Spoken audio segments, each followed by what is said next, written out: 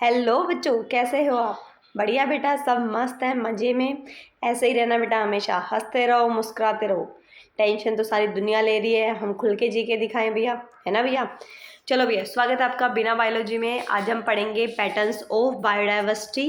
तो शुरू करते हैं बिना कोई देरी के। बेटा देखो, पैटर्न का क्या मतलब है भैया कि कौन सा पैटर्न है। जैसे नहीं होता भैया कि कोई कत्ल कर रहा है भैया, मर्डर कर रहा है, उसका कुछ तो पैटर्न है, ऐसे सीरियल किलर में ढूंढते हैं भैया। यहाँ पे बायोडाइवर्सिटी का पैटर्न ढूंढना है कि क्या कोई पैटर्न है भैया, या ऐसे ही है कि भैया कहीं पे थोड़ी कम, कहीं पे थोड़ी ज़्यादा, या मन क्या तो ज़्यादा हो गई, मन क्या तो कम हो गई। ये सब कुछ देखना है बेटा। तो पहला जो पैटर्न है वो क्या है? लैटिट्यूडनल ग्रेडियंट बेटा। अब लैटिट्यूड क्या होता है मेरे बच्चों कि जैसे मान लो ये इक्वेटर है बेटा, तो इक्वेटर के ऊपर क्या मिलेगा? ट्रॉपिकल मिलेगा, फिर टेम्परेट मिलेगा, फिर पोलर मिलेगा। ये अलग अलग लैटिट्यूड है बेटा कि 23.5 डिग्री पे ट्रॉपिक ऑफ कैंसर जा रही है, 23.5 डिग्री साउथ में कौन जा रही है? ट्रॉपिक ऑफ कैप्रिकॉर्न जा रही है। ये सब कुछ लैटिट्यूड होता है, ठीक है।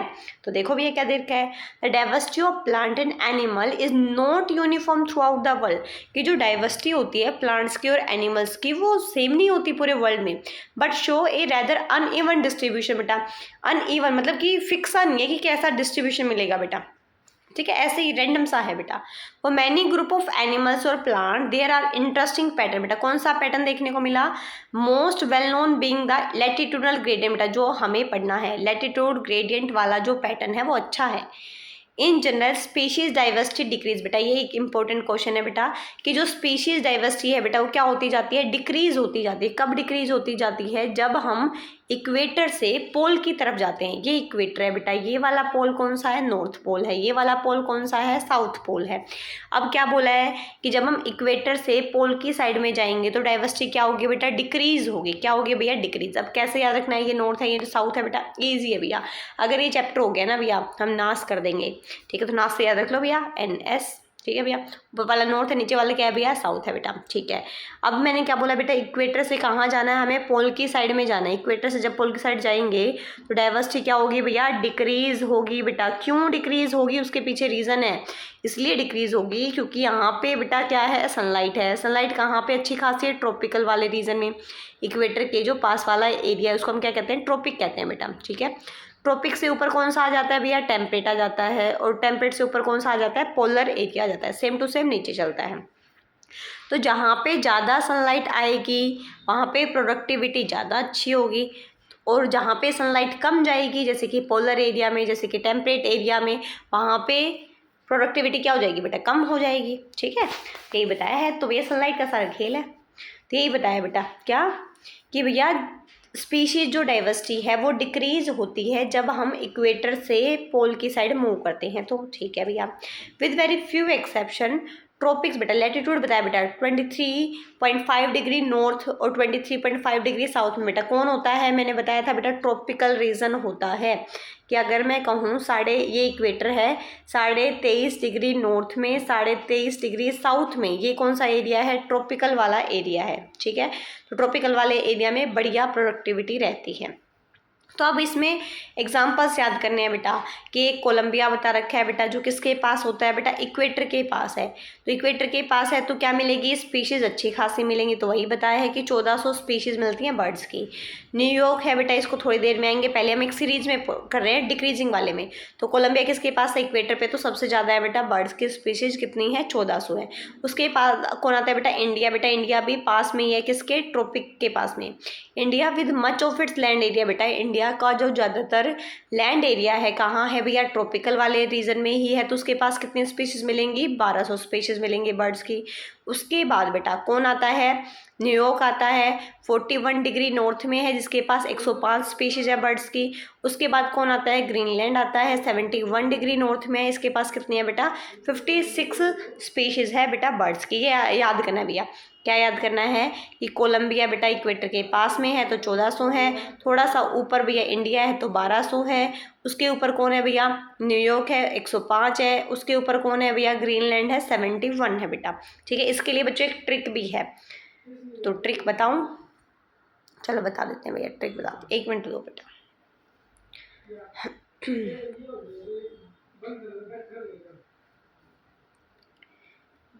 ट्रिक क्या है बेटा? ट्रिक ये है भैया कि 4 लोग हैं बेटा, क्या खेल रहे हैं? ताश खेल रहे हैं, ठीक है। एक है कोहली, ठीक है। एक है भैया 105, एक है 56 और एक है इंदिरा।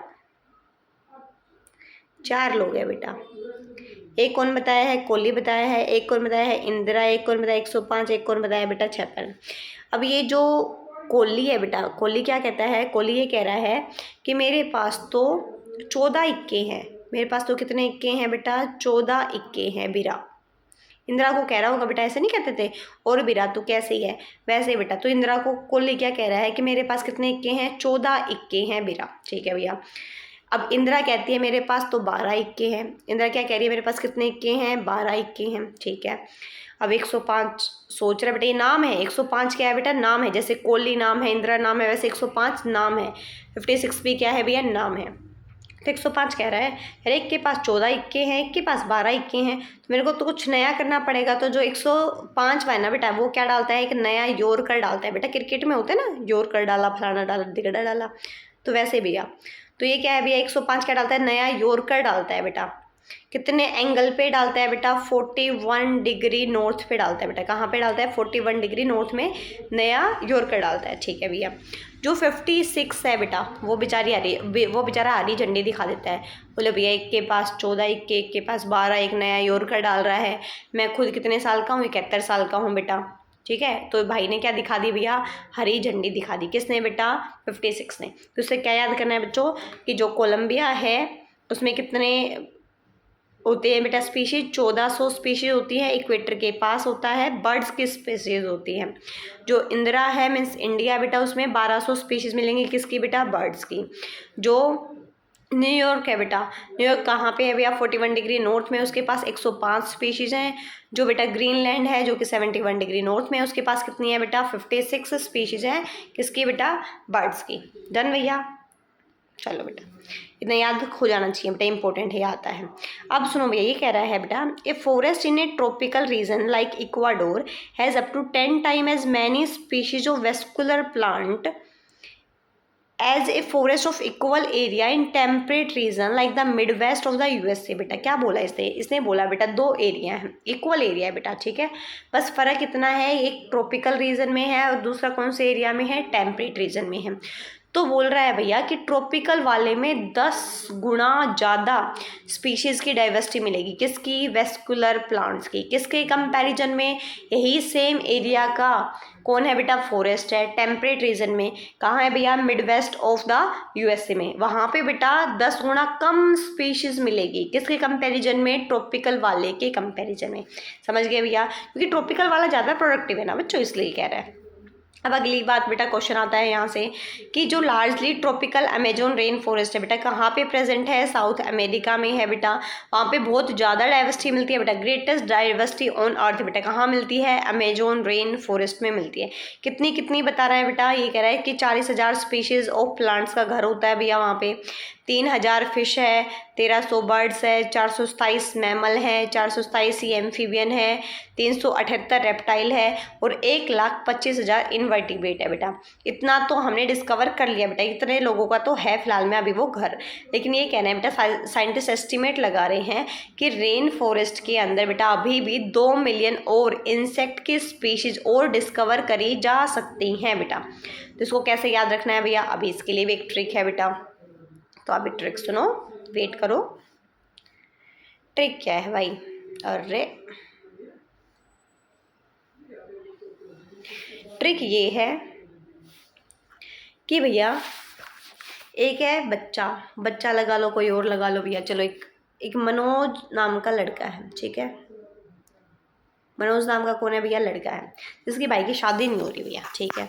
अब शादी नहीं हो रही, शादी वाले कह रहे हैं कि भैया हम तो 1,25,000 ही क्या देंगे भैया? शगुन देंगे। कितना शगुन देंगे बेटा? 1,25,000। ठीक है। तो मनोज ऐसे कह रहा है कि 1,25,000 बस?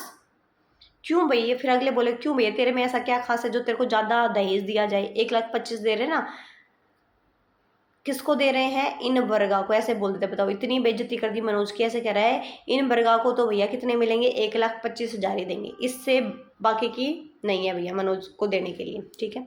तो फिर मनोज को आ गया गुस्सा। मनोज ऐसे कहता है कि अच्छा मेरे पास 40 तो क्या है भैया? प्लाट है। कितने प्लाट है मेरे पास? 40 प्लाट है। 3 फर्म हैं। 3 क्या है बच्चों? फर्म है। 40 प्लाट है, 3 फर्म है। फिर अगले जो दहेज देने वाला था ना बेटा, उसको कह रहा है तेरा क्या होगा बैरी। कौन कह रहा है? ये मनोज कह रहा है। क्या बोला बेटा अभी तक की? फिर से सुना एक बार। मनोज नाम का लड़का है भैया, उसकी शादी नहीं हो रही है, मुश्किल से एक रिश्ता आया, वो कह रहा है भैया 1,25,000 क्या दे देंगे? दहेज में दे देंगे। इन वर्गा को तो 1,25,000 ही दे पाएंगे बस।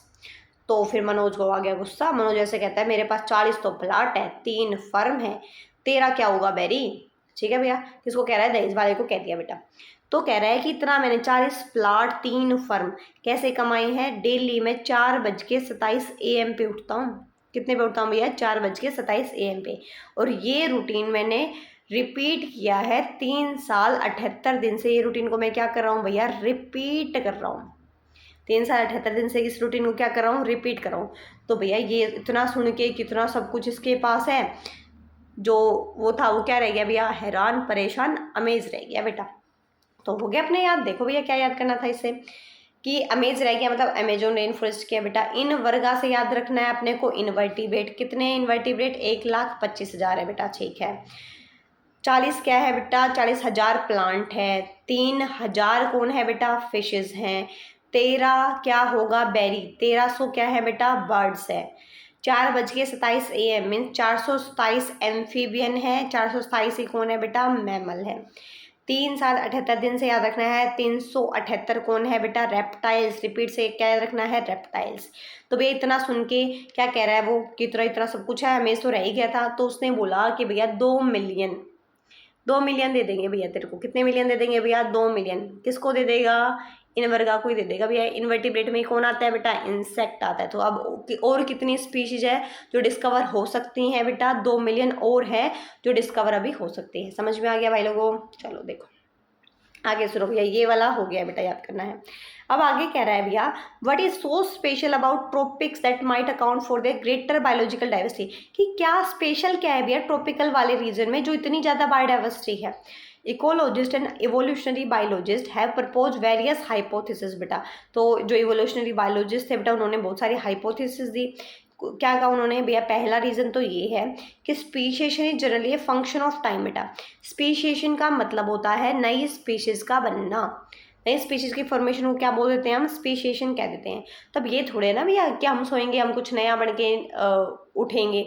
नई स्पीशीज़ को बनने में टाइम लगता है भैया। तो यही इसने बोला है कि speciation is generally a function of time भैया। स्पीशिएशन मतलब जो नई स्पीशीज़ बनती है वो टाइम लगता है उसको बनने में। Unlike temperate region subjected to frequent glaciation in the past बेटा।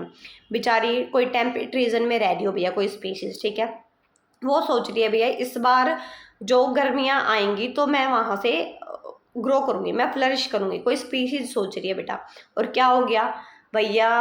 ग्लेशियर ही पिघल के आ गया। फ्रीक्वेंट क्या हो गया भैया? ग्लेशिएशन हो गया। तो बेचारी सोच रही थी गर्मी आएगी, क्या हो गया भैया? ग्लेशियर पिघल गया। तो भाई बेचारे मतलब इतना अनप्रिडिक्टेबल है बेटा। टेम्परेट वाला जो इलाका है उसमें जो इन्वायरमेंट है वो कैसा रहता है बेटा? अनप्रिडिक्टेबल रहता है। तो बेचारा कोई सोच रही थी मैं अब ग्रो करूंगी, ले भैया वहाँ के ले गया बेचारी को। ऐसे तैसी होगी बेचारी की। तो ठीक है। ट्रॉपिकल जो लैटिट्यूड होता है बेटा वो क्या होता है? अनडिस्टर्ब रहता है बेटा। कब तक? मिलियंस ऑफ ईयर्स तक। मतलब मिलियंस ऑफ ईयर्स तक उसमें कोई चेंज ही नहीं होगा। तो अगर कोई यही स्पीशीज अगर ट्रॉपिकल वाले एरिया में होती तो उसको पता था अब गर्मी आएगी तो हाँ ठीक है मैं गर्मियों में क्या कर लूँगी? फ्लरिश कर लूँगी। तो भैया मिलियंस ऑफ ईयर्स तक कोई चेंज दिक्कत परेशानी आती ही नहीं है बेटा। तो यही इसने कहा है भैया। अगले पेज पे चल रहे बेटा, 1 मिनट को।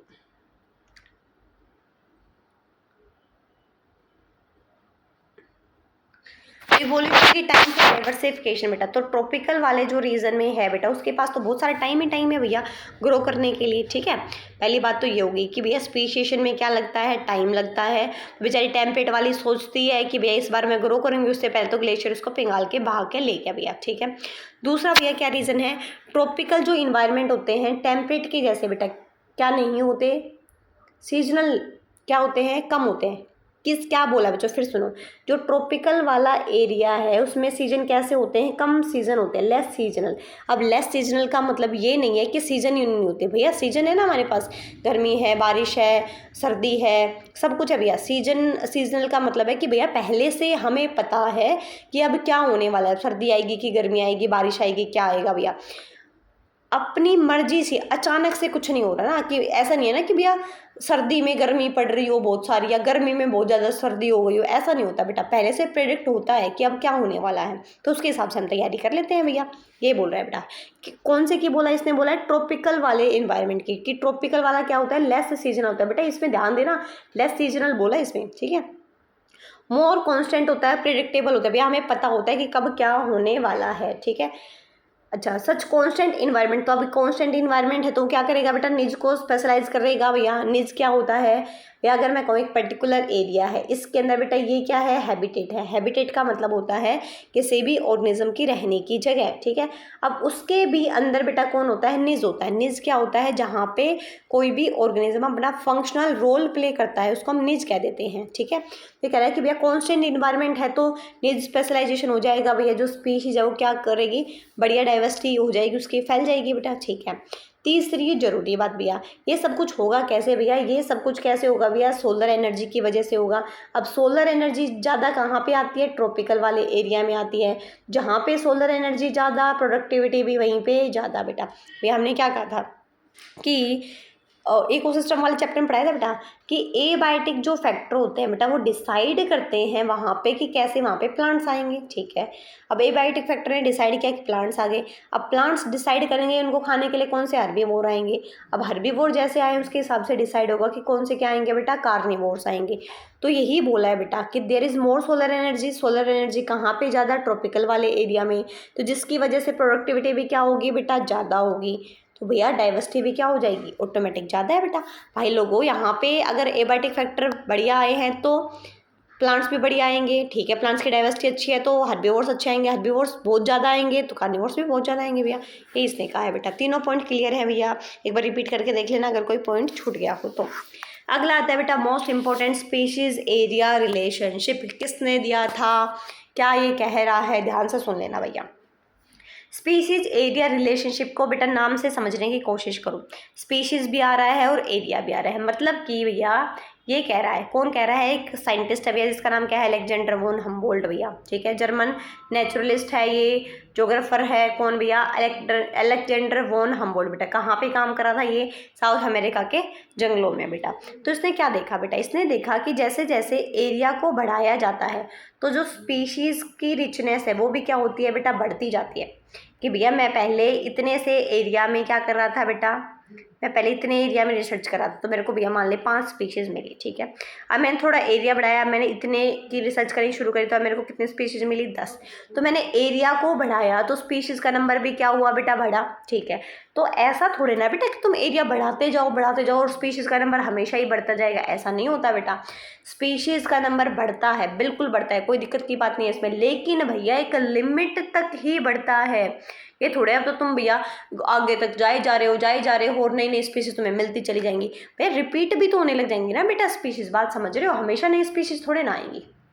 तो ये कह रहे हैं कि लिमिट तक ऐसा होता है कि जब तुम एरिया को बढ़ाओगे तो स्पीशीज का नंबर तुम्हें बढ़ता हुआ मिलेगा। तो यही इसने लिखा है भैया, देखो बेटा क्या लिखा है कि Alexander von Humboldt observe that within a region, एक पर्टिकुलर रीजन में, एक पर्टिकुलर एरिया के अंदर स्पीशीज जो रिचनेस है बेटा वो इंक्रीज होती है विद इंक्रीजिंग एक्सप्लोर एरिया।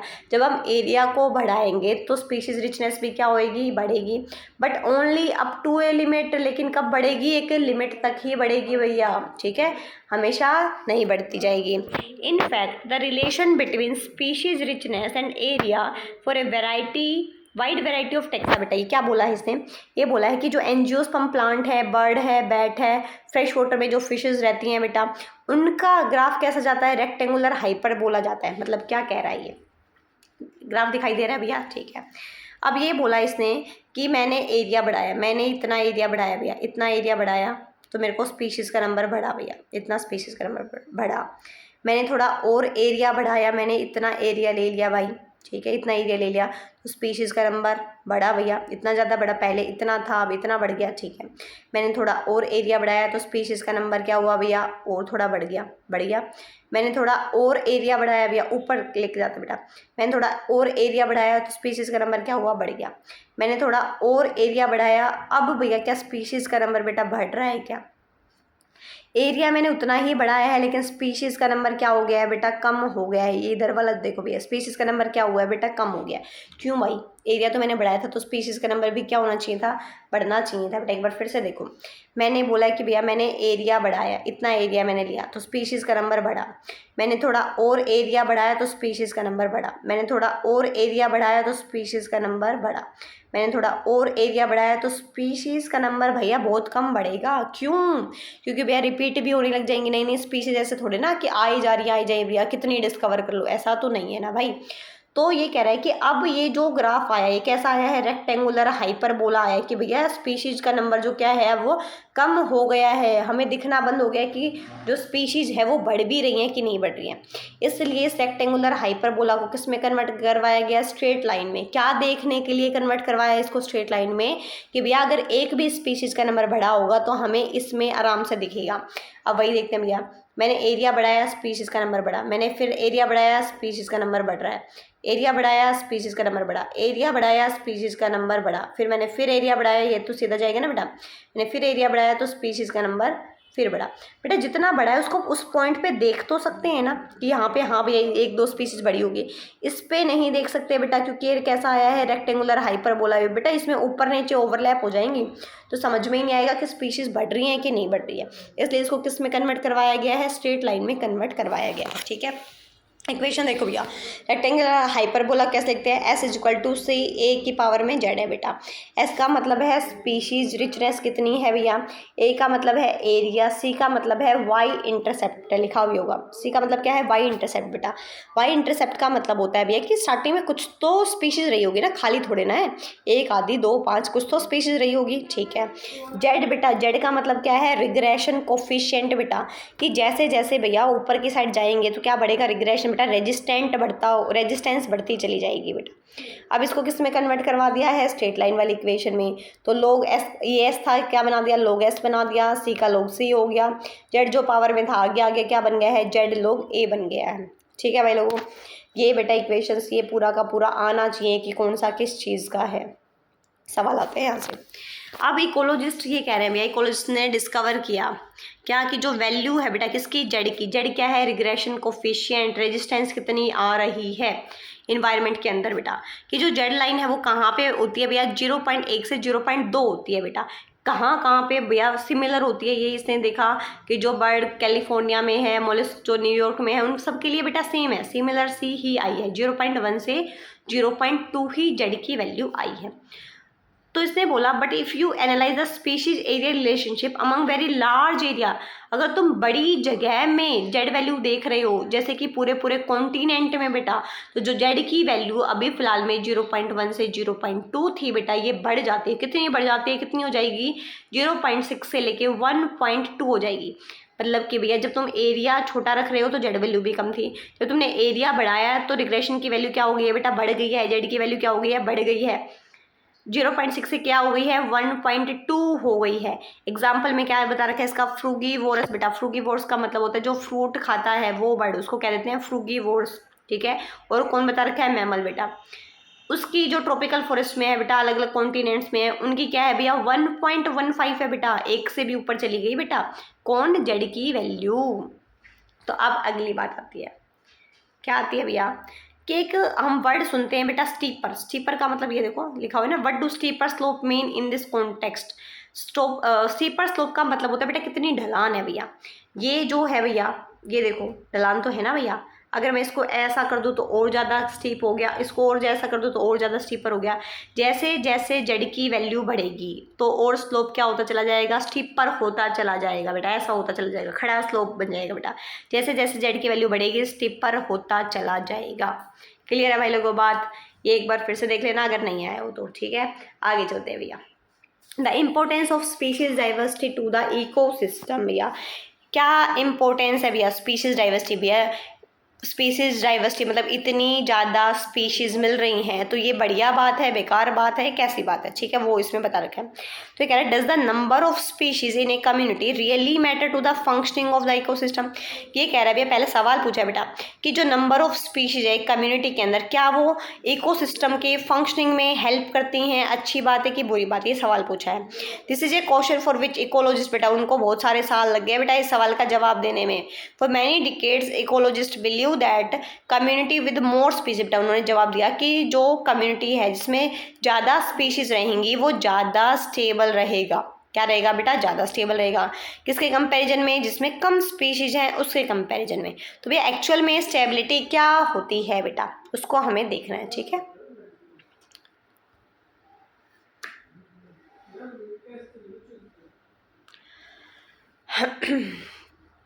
देखो बेटा, एक्चुअल में स्टेबल कम्युनिटी क्या होती है? Stable community should not show too much variation. बेटा एक जो स्टेबल कम्युनिटी है उसमें ज़्यादा वेरिएशन नहीं आती है भैया, ऐसे नहीं है कुछ भी कभी भी बदल जाता है, ऐसा नहीं होता बेटा, धीरे धीरे चेंजेस आते हैं। प्रोडक्टिविटी में भी भैया धीरे धीरे चेंजेस आते हैं, प्रोडक्टिविटी बहुत बढ़िया होती है किसमें? स्टेबल कम्युनिटी के अंदर। तो इसको किसने प्रूव किया बेटा? डेविड टिलमैन नाम का एक साइंटिस्ट आया था बेटा, उसने क्या किया? एक्सपेरिमेंट किया, लॉन्ग टर्म इकोसिस्टम एक्सपेरिमेंट किया आउटडोर प्लॉट पे। किसने? डेविड टिलमैन ने। तो क्या किया बेटा उसके लिए, उसके मैं बता देती हूँ, मैं एक मिनट रुको।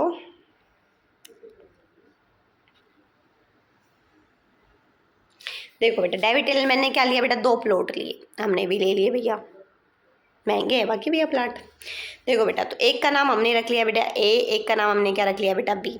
एक में स्पीशीज का नंबर क्या रखा हमने? ज़्यादा रखा। बी में हमने स्पीशीज का नंबर क्या रखा बेटा? कम। कौन है ए? कम स्पीशीज। ए में स्पीशीज क्या है बेटा? ज़्यादा है। अब जहाँ पे ज़्यादा स्पीशीज है बेटा वहाँ पे प्रोडक्टिविटी भी क्या रहेगी? ज़्यादा रहेगी। मान लो ये प्लांट्स है बेटा, अब यहाँ पे प्लांट ज़्यादा तो प्रोडक्टिविटी भी क्या? ज़्यादा। यहाँ पे प्लांट कम तो प्रोडक्टिविटी भी क्या हो जाएगी? कम हो जाएगी। पहला पॉइंट समझ में आया बेटा। अब प्रोडक्टिविटी ज़्यादा मतलब स्टेबल इकोसिस्टम भैया, सब कुछ सही चल रहा है, आर्बीवोर सही आ रहे हैं, कार्निवोर सही आ रहे हैं, सब चल रहा है बेटा। यहाँ पे स्टेबिलिटी कम भैया, प्रोडक्टिविटी कम है तो स्टेबिलिटी भी क्या हो जाएगी बेटा? कम हो जाएगी। यहाँ पे जो वेरिएशन है बेटा बहुत कम वेरिएशन देखने को मिलेंगे बेटा, लेस वेरिएशन देखने को मिलेंगे। यहाँ पे भैया कभी भी कुछ भी चेंज आ रहा है, ज़्यादा वेरिएशंस देखने को मिलेंगे बेटा, ठीक है भाई लोगों। तो यही किसने बताया है? डेविड टिलमैन ने बताया। अब यही चीज़ें इसमें देखना बेटा, ये कह रहा है इसमें क्या, मान लो यहाँ पे कोई एलियन स्पीशीज आ गई, एलियन स्पीशीज आ गई, कहाँ पे आई? ए में भी आ गई और कहाँ पे आई? बी में भी आ गई। एलियन स्पीशीज का मतलब क्या होता है? एलियन एलियन क्या होता है भैया? कि कोई बाहर से आया, यहाँ का नहीं है, तो उसको क्या कह देते हैं? एलियन कह देते हैं। तो यहाँ की मतलब वो स्पीशीज़ नहीं है, यहाँ का वो प्लांट नहीं है, नेटिव प्लांट नहीं है, यहाँ से वो बिलोंग नहीं करता है, वो बाहर से आया है बेटा।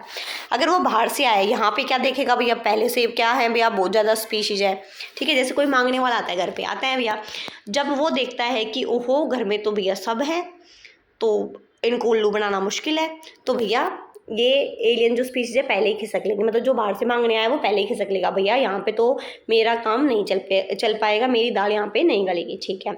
अगर यही कोई मांगने वाला भैया, बच्चा चोर लगा ले, कुछ भी लगा लो भैया, अगर तुम्हारे घर पे आया है, ठीक है, अब देखेगा अरे यार यहाँ पे तो बच्चे बच्चे ही हैं, बस बच्चों को तो उल्लू बनाना आसान है भैया, तो ये यहाँ पे क्या करेगा भैया? एलियन स्पीसीज क्या करेगी? इन्वेड करेगी, यहाँ पे क्या मचाएगी बेटा? तबाही मचाएगी, एक आधे बच्चों को किडनैप करके ले जाएंगे भैया।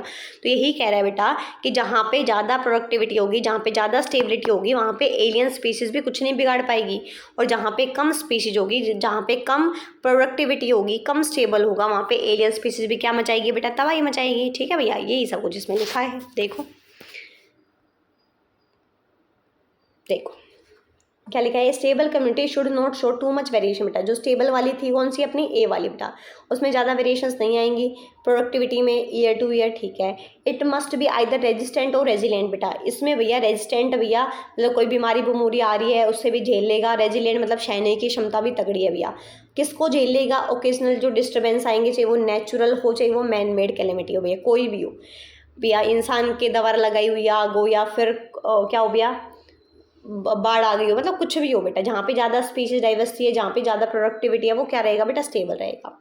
And it must also be resistant to invasion बेटा, और किससे रेजिस्टेंट रहेगा? ये एलियन स्पीशीज से भी ज़्यादा रेजिस्टेंट रहेगा। कौन बेटा? जहाँ पे ज़्यादा स्पीशीज प्रेजेंट है वो।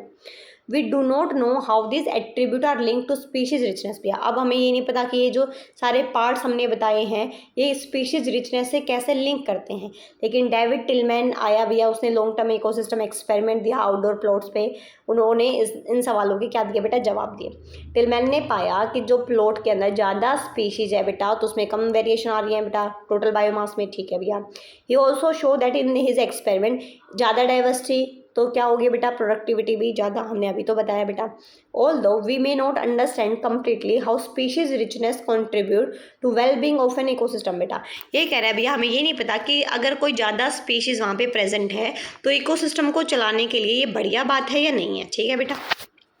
We know enough to realise that, हमें इतना तो पता है भैया कि अगर ज़्यादा बायोडाइवर्सिटी होगी तो वो सिर्फ हमारे इकोसिस्टम के लिए ज़रूरी नहीं है भैया, उसके अलावा भैया ह्यूमन को प्लेनेट पे रहने के लिए, ह्यूमन को भैया प्लेनेट पे सर्वाइव कर सके उसके लिए भी ज़रूरी है। मतलब ये बोला बेटा कि बायोडाइवर्सिटी, हमें ये पता है कि बायोडाइवर्सिटी काम की है, हमारे भी बहुत काम की है, इकोसिस्टम के तो काम की है ही है, हमारे ह्यूमन के भी काम की है बेटा। इस प्लेनेट पे अगर रहना है तो बायोडाइवर्सिटी तो अच्छी खासी रहनी चाहिए यहाँ पे एट ए टाइम। लेकिन भैया फिलहाल में जो टाइम चल रहा है उसमें हम क्या कर रहे हैं, स्पीशीज़ को खो रहे हैं एक अलार्मिंग पेस से, एक अलार्मिंग रेट से बेटा। One might ask does it really matter to us if a few species become extinct बेटा। तो ये कह रहा है कि मान लो एक आधी स्पीशीज अगर गायब हो भी गई तो क्या कोई हमें फ़र्क पड़ेगा बेटा। तो इसका जवाब बेटा देने के लिए एक और आया बेटा, कौन आया, स्टैनफोर्ड इकोलॉजिस्ट पॉल एरलिक। किसका जवाब देने के लिए आया कि अगर एक आधी स्पीशीज गायब हो भी गई तो इकोसिस्टम पे फ़र्क पड़ेगा या नहीं पड़ेगा बेटा, ठीक है। तो इसने कुछ सवाल पूछे यहाँ पे। वुड वेस्टर्न घाट, बेटा हमने बताया था भैया वेस्टर्न घाट पे एम्फीबियन की ज़्यादा स्पीशीज है बेटा, बताया था ना। ये कह रहा है would western Ghat ecosystem be less functional, क्या कम फंक्शनल हो जाएगा अगर एक ट्री फ्रॉग स्पीशीज गायब हो जाएगी तो हमेशा के लिए। सिर्फ भैया ये कह रहे हैं एक ट्री फ्रॉग की स्पीशीज गायब हो गया हमेशा के लिए तो क्या उसकी भैया डाइवर्सिटी पे कोई फ़र्क पड़ेगा कि नहीं पड़ेगा।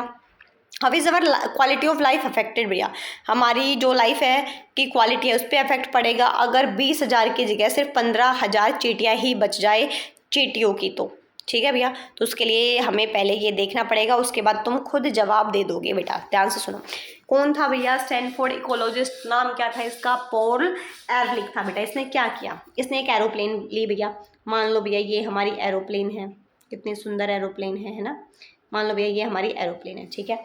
इस एरोप्लेन के अंदर, एरोप्लेन को क्या मान लिया इसने, इकोसिस्टम मान लिया। एरोप्लेन को क्या मान लिया भैया, इकोसिस्टम।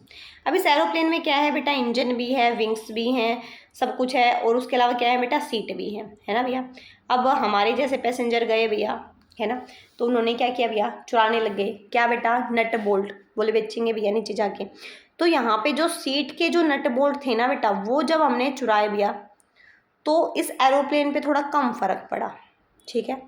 अगर भैया अब एक भैया लालच बुरी बला है भैया, बोले नट बोल्ट मजा आने लग गया भैया चोरी करने में, बोले सीट का नहीं इस बार तो मैं तो इसके इंजन का ही लेके जाऊंगा नट बोल्ट। ये कह रहा मैं तो इसके विंग्स का, इसके पंखड़ी का ही क्या लेके जाऊंगा, नट बोल्ट लेके जाऊंगा, ज़्यादा में बिकेगा। तो बेटा अगर इसके विंग्स का नट बोल्ट हमने चुरा लिया, अगर इसके विंग्स का नट बोल्ट चुरा लिया, अगर इसके इंजन का नट बोल्ट हमने चुरा लिया बेटा, तो ये क्या हो जाएगी भैया, क्रैश हो जाएगी भैया। बात समझ में आई। तो ये कह रहा है कि एरोप्लेन को हमने क्या माना, इकोसिस्टम माना, जो नट बोल्ट है उनको हमने क्या माना बेटा, स्पीशीज़ माना, नट बोल्ट को क्या माना हमने, स्पीशीज़। तो अगर भैया जो कम इम्पोर्टेंट रोल प्ले कर रही है इकोसिस्टम के अंदर, अगर वो स्पीशीज़ गायब हो गई तो थोड़ा बहुत फ़र्क पड़ेगा। अगर मैंने यहाँ से नट बोल्ट निकाले, कहाँ से, सीट से, तो क्या पड़ेगा, कम फ़र्क पड़ेगा। अगर मैंने इंजन का निकाल लिया, विंग्स का निकाल लिया, तो ज़्यादा फ़र्क पड़ेगा बेटा, क्रैश हो जाएगा इकोसिस्टम, मतलब प्लेन क्या हो जाएगी, क्रैश हो जाएगी, इकोसिस्टम बेटा तबाह हो जाएगा। तो अब तुम मुझे यहाँ पे सवाल का जवाब दो। इसने बोला अगर एक स्पीशीज़ तुमने एम्फीबियन की यहाँ से गायब कर दी, मतलब फ्रॉग की स्पीशीज़ तुमने एक यहाँ से गायब कर दी, तो क्या ज़्यादा फ़र्क पड़ेगा या कम फ़र्क पड़ेगा बेटा। तो हम वो देखेंगे ना बेटा कि क्या वो की स्पीशीज़ है बेटा, की स्पीशीज़ मतलब बहुत ज़्यादा इंपॉर्टेंट है बेटा। क्या वो की स्पीशीज़ है, जैसे कि इसमें एरोप्लेन के अंदर जैसे इंजन वाला हो गया नट बोल्ट, या फिर विंग्स वाला हो गया, तो अगर वो हुआ तो बेटा तबाह हो जाएगा, ठीक है। और अगर हुआ भैया सीट वाला नट बोल्ट, जैसे कि भैया थोड़ी कम इंपॉर्टेंट स्पीसीज हुई, तो कोई खास फर्क नहीं पड़ेगा। सेम यहाँ पे बेटा 20,000 की 15,000, तो देखेंगे ना बेटा कि जरूरी वाली चीटियाँ गई है या थोड़ी कम जरूरी वाली चीटियाँ गई है, ठीक है भाई लोगों, सवाल क्लियर है। अब देखो यही पढ़ लेते हैं क्या दे रखा है। There are no direct answer to such question भैया, but we can develop a proper perspective through an analogy. बेटा एक एनालॉजी दी थी भैया, क्या एनालॉजी दी थी भैया? Rivet popper hypothesis. बेटा सवाल आता है रे, रिवर्ट पॉपर हाइपोथेसिस, रिवर्ट मतलब नट बोल्ट, पॉप मतलब चोरी कर लेना। तो ये हाइपोथेसिस दी, किसने दी? स्टैनफोर्ड इकोलॉजिस्ट था जिसका नाम था पॉल एरलिक भैया, नाम आना चाहिए भैया। इन एन एरोप्लेन भैया, एरोप्लेन को क्या मान लिया? इकोसिस्टम मान लिया। All parts are joint together, बेटा आपस में जुड़े हुए हैं। थाउजेंड्स ऑफ रिवर्ट से बेटा, थाउजेंड्स ऑफ स्पीशीज से क्या हो रखा है भैया? इकोसिस्टम बना हुआ है, ठीक है।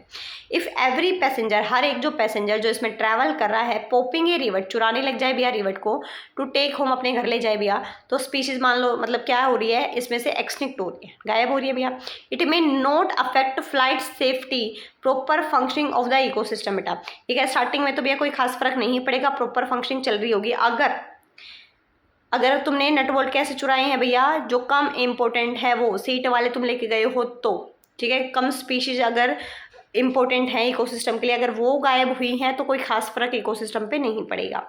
But as more and more rivet are remove, बेटा लेकिन तुम्हारी आदत खराब हो गई है, तुम और ज़्यादा रिवर्ट को निकालते जा रहे हो बेटा, नट बोल्ट को निकालते जा रहे हो, तो भैया प्लेन क्या हो जाएगा? डेंजरसली वीक हो जाएगा बेचारा एक पर्टिकुलर टाइम के बाद। Further more which revert is remove में ऑल्सो भी क्रिटिकल। बेटा सीधी सी बात यह है कि तुमने कौन सा नट बोल्ट निकाला है वो ज़्यादा क्रिटिकल है भैया। Loss of revert on the wings, जो अगर तुमने विंग्स का निकाला, जो कि क्या है बेटा? की स्पीशीज है, जिसकी वजह से भैया इकोसिस्टम फंक्शन कर पा रहा था, तो वो भी तो मैटर करता है ना बेटा। Is obviously a more serious threat to flight safety. भैया तुमने विंग्स का निकाला, इंजन का निकाला, तो वो क्या भैया? ज़्यादा घातक सिद्ध होगा भैया किसके कंपैरिजन में? अगर तुमने सीट का निकाला है तो। Then loss of a few rivet, जैसे इसने बोला few rivet on the seat window inside the plane, अगर तुमने इनका निकाला है उसके कंपैरिजन में तो। क्या बच्चा पाड़ी समझ में आ गई है सारी बातें भैया? आज हमें इतना ही पढ़ना है भैया। मुझे ज़रूर बता देना बेटा ये सीरीज़ तुम्हें कुछ फ़ायदेमंद लग रही है या नहीं लग रही है, ठीक है भैया। कल एक और बेटा, कल नहीं, इसकी एक और सीरीज बनेगी बेटा, पार्ट जो 3 आएगा, कौन है वो? लॉस ऑफ बायोडाइवर्सिटी से आगे का। इसमें हम पूरा चैप्टर को कवर कर देंगे, जितना भी चैप्टर इसमें बचा हुआ है, विद ट्रिक बेटा। इन सब की भी ट्रिक मैं बना रही हूँ भैया कि कौन कौन से में क्या है। देखो ऐसे तो बना भी रखे थोड़ी बहुत, तो स्टेला कहाँ की है? रशिया की है, ठीक है। तो देखेंगे भैया, अभी क्यों रिवील करूँ मैं, ठीक है। ठीक है बच्चा पार्टी, कल मिलते हैं, बने रहे बिना बायोलॉजी के साथ में।